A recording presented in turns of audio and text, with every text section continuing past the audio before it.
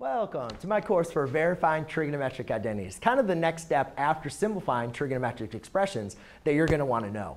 But I want to get into, first of all, probably the first question you're thinking, why is this course perfect exactly for me? Well, the reason why I created this course was, one, to keep the teacher and the student in mind. I want to create a course that's going to be perfect for a teacher to be able to use it inside the classroom, as well as something that they can give to their students to help them along outside the classroom.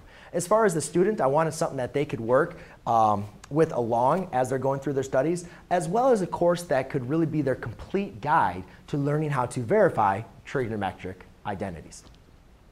Now, to go ahead and do this, I needed to create a course that was going to be simple, but also something that was going to be structured in a format that is going to allow that. So you'll see throughout this course that it is organized very similar to as a book, or as well as a common lesson plan. And the way I do that is I start with an introduction. And in the introduction, I start with some main essential questions that I want the student to be able to answer by the time we're done with the course. So I start with them, so make sure that as you're working through the course, you can start thinking about what I'm asking and why I'm asking them and how exactly you might be able to answer them at the end.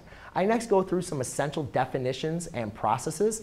In this course, we're mostly going to be talking about your trigonometric identities, but as well as I also go through some processes like how do we verify, or what are some tips and tricks when verifying trigonometric identities. Then, once we kind of give you the nice good footing, I'm going to provide some examples for you. And I've worked out a lot of examples for you to try and not just do rote memorization over and over, but really try a lot of different types of problems. Now, on those problems, if you get stuck, can't seem to really find the right answer, or really just want to go back and check your work, I have provided a step-by-step tutorial for each and every one of the examples provided. We're going to end the course with a nice conclusion, and in that conclusion, I start with a summary video.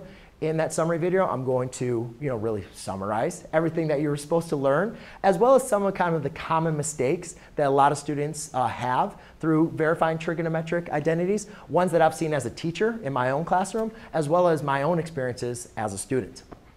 I then go back and revisit the essential questions, and I ask you to kind of think, discuss, and write the answers to those essential questions to really round out your learning through what we've had through this course.